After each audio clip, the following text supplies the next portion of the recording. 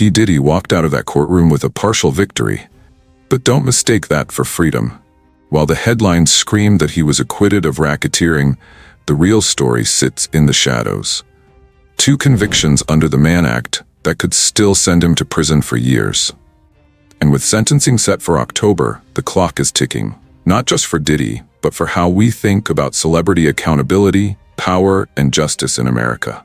This isn't a closed case, and in many ways, it's just getting started. The initial charges against P. Diddy weren't just minor legal hiccups. We're talking about serious federal accusations: racketeering, sex trafficking, and being the alleged kingpin of a criminal network that spanned decades. The case pulled in testimonies from former associates, ex-girlfriends, and insiders who painted a disturbing picture of manipulation, control, and exploitation. Diddy's legal team, known for their aggressive style, pushed back hard. They claimed the allegations were based on exaggeration, unreliable witnesses, and what they called a media-fueled witch hunt. And when the verdict came down, they got what many considered a partial win. Acquitted of racketeering, not guilty of the most damaging charges. But here's the twist. The jury still found him guilty under the Mann Act, a law dating back to 1910 that criminalizes transporting individuals across state lines for immoral purposes, including non-consensual sexual conduct. And those 2 charges? They carry enough weight to change the rest of his life. When the judge slammed the gavel on Diddy's bail request, it wasn't just another courtroom decision. It was a signal. A signal that this isn't going to be a typical celebrity trial where wealth and reputation quietly bend the rules. Because in most high-profile federal cases involving public figures, bail is almost a given, especially when the individual has no prior convictions, deep ties to the community, and enough money to comply with any level of surveillance or house arrest. But in Diddy's case, the judge said no. Twice. Why? The court cited 2 key reasons: witness safety and potential obstruction. In the eyes of prosecutors, Diddy isn't just a man with influence. He's someone who's already used that influence to allegedly silence, intimidate, and manipulate. During the trial, multiple witnesses described feeling pressured not to testify. Some even claimed they were offered financial incentives to stay quiet, or were warned, subtly or not, about the consequences of cooperating. That alone was enough to raise red flags. Add to that the fact that many of the alleged incidents involved cross-state travel, encrypted messages, and a tight-knit circle of handlers and assistants. And the picture becomes clear.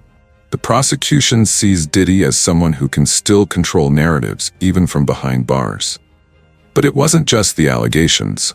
The judge also pointed to Diddy's unpredictable behavior following the verdict. Reports emerged of sudden contact with former employees, attempts to regain control over certain media narratives, and a suspicious reactivation of legal defense strategies that had gone quiet during the trial. Combined, it painted a portrait of a man who wasn't ready to sit back and accept the court's decision. And there's something else to consider: public perception. This trial isn't happening in a vacuum. It's unfolding under the spotlight of social media, talk shows, podcasts, and think pieces. Denying bail sends a message that this court isn't playing favorites, that even someone with decades of industry dominance and billionaire friends is still subject to the rules. In short, the denial of bail isn't just a legal outcome, it's a strategic statement. It says, we see the power you wield, and we're not taking chances. When Cassie Ventura first entered the conversation, many assumed her involvement would be limited to the civil lawsuit she filed last year, one that ended in a confidential settlement within just 24 hours. But behind closed doors, her story didn't end there. It deepened. It expanded. And by the time Diddy stood trial, Cassie wasn't just a former partner.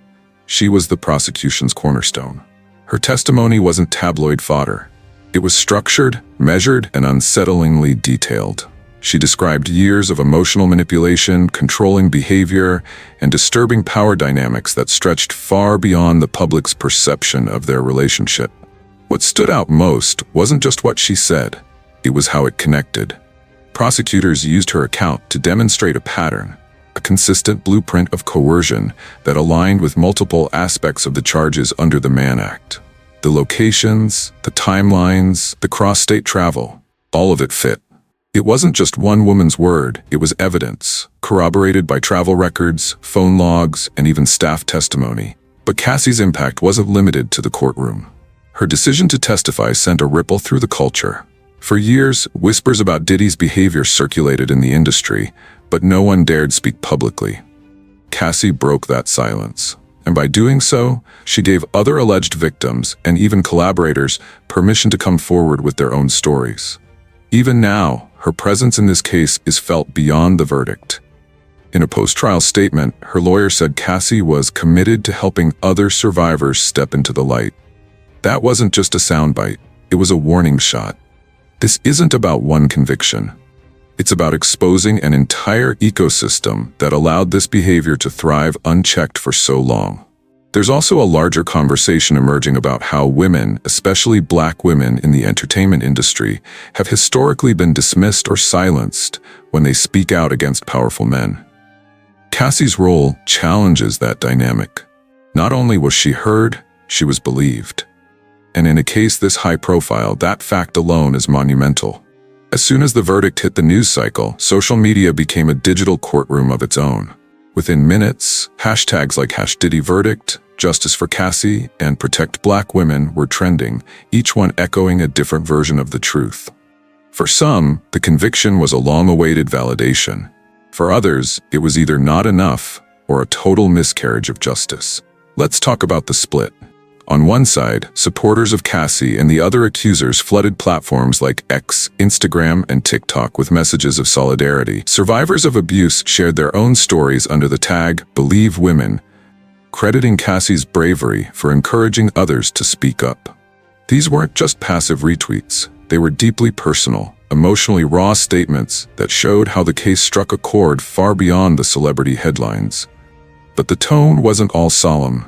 50 Cent, never one to let drama pass without commentary, posted yet another jab, this time featuring a photo of Diddy behind bars edited onto an old Making the Band promo. His caption, "Should have made the band walk to court too." Savage, yes. Unexpected? Not at all. Other celebrities were more cautious. Charlemagne the God, known for his outspoken opinions on The Breakfast Club, took a more nuanced approach, saying, "This is a win for accountability. But I don't celebrate incarceration, I celebrate truth." And then there's the fandom. Some longtime Diddy fans refused to accept the ruling. Comment sections on his old music videos were flooded with statements like, "Free Puff? This is a setup, and they're trying to tear down another successful Black man." A few even referenced conspiracy theories, pointing fingers at everything from industry politics to deep state sabotage. Meanwhile, hip-hop forums like Reddit/HipHopHeads saw heated debates spiral into all-out culture wars. Was this justice, or a carefully timed takedown of a mogul past his prime? One top comment summed it up bluntly. People loved Diddy when he was dancing in videos. Now that the shine's worn off, they're not so sure if they ever knew him. It's clear that this case has pierced beyond legal boundaries.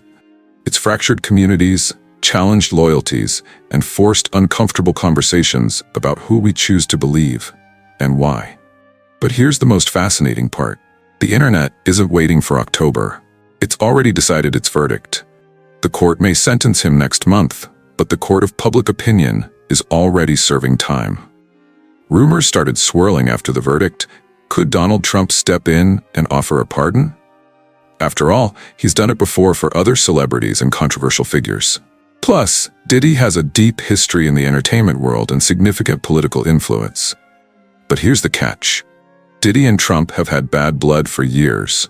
Diddy was a vocal opponent of Trump's presidency, supported movements that directly criticized him, and has made public statements calling Trump dangerous. So even if Trump wanted to pull a stunt for attention, insiders say a pardon is highly unlikely. Especially with Trump focused on his own legal drama, the chances of him coming to Diddy's rescue are next to zero. While behind bars, Diddy's team has been pushing a new narrative. He's a man in transformation. He's reportedly attending rehabilitation programs, speaking to counselors, and writing what some believe could be a memoir or docuseries about his side of the story. Is it genuine personal growth, or a strategic PR move to soften the judge before sentencing? Opinions are split. But one thing's clear. Diddy is working overtime to shape his post-verdict image as someone who's changing. Sources close to him say he's planning a second act. That could mean music, activism, or an Oprah-style redemption tour. But none of that will matter if he's sitting in a federal prison for the next 5 years. According to federal sentencing guidelines, each Mann Act violation could carry up to 10 years. But legal experts predict a sentence of 4 to 5 years total, considering factors like his lack of prior convictions, high-profile status, and willingness to engage in rehabilitation. Still, this is federal court. There's no parole. So if he gets 5 years, he serves 5 years, minus good behavior credits. And while that might not seem like a life sentence, it's enough to derail an entire brand, dismantle a business empire, and permanently change his legacy. This case isn't just about Diddy. It's about how we view accountability in the entertainment industry, especially for powerful black men. For years, people whispered about Diddy's alleged behavior, but nothing stuck. No one came forward, or if they did, they were silenced. Now, in the era of Me Too and heightened cultural awareness, even legends aren't immune. But that raises tough questions. Are we holding everyone to the same standard? Does fame still protect the powerful, or does it paint a bigger target on their backs? And how do we separate art from the artist, especially when the artist built a legacy on empowerment and success? The Diddy case isn't just a legal drama, it's a cultural reckoning. As October approaches, one thing is certain, this isn't over. Whether Diddy walks out with a light sentence or ends up serving hard time, the impact of this case will ripple for years. For Cassie, for survivors, for hip-hop, for fans who once saw him as untouchable. The empire may not have fallen, but it's definitely cracked. What do you think? Is justice being served? Or is this another example of media hysteria destroying a legacy? Drop your thoughts in the comments. And if you want more deep dives into the stories no one else is telling, hit that subscribe button, give us a like, and don't forget to follow us on socials linked in the description below. Stay sharp, stay curious, and as always, there's more to the story than the headline.